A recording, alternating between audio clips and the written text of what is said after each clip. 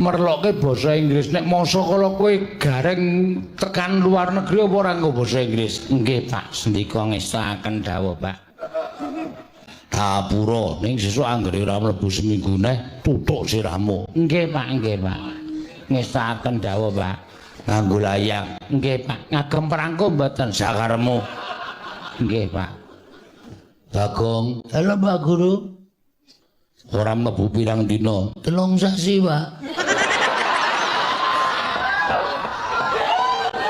Saiki aku tak takon karo kowe, apa memper? Memper, Pak. Ora mlebu kok 3 sasi kok memper iki kepiye? Kowe saiki ngopo kok ora mlebu 3 sasi? Tak takon ngau. Duwe gawe mbahmu? Mboten, Pak. Ana perlu? Mboten, Pak.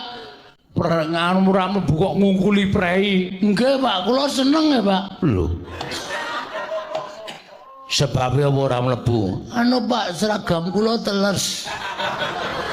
Haming seragame terus kok ora mlebu 3 sasi. Musim penghujan, Pak. Enggak ada panas babar blas.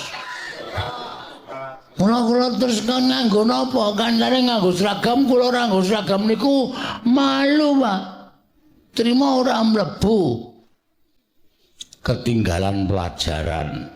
Sinau, Pak, murid teladan. Aksara Latin ana pira? Kula ngapalke aksara gedrek ya, Pak. Iso ora?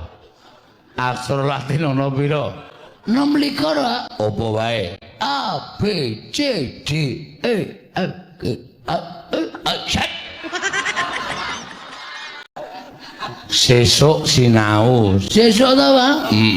Mengke mboten lho. Mboten sinau. Nggih, Pak. Iya, aksara Jawa ana pira? 20, Pak. Apa wae? Unine piye? Wingi ketemu kula meneng mawon. Aksara Jawa unine piye? Wingi si aksara ketemu kula meneng mawon. Kaya gareng ki mau 20, Pak. Apa wae? Ana caraka. Terus apa ya? Ana apa ya? Data sawala. Hah? Data sawala. Hah?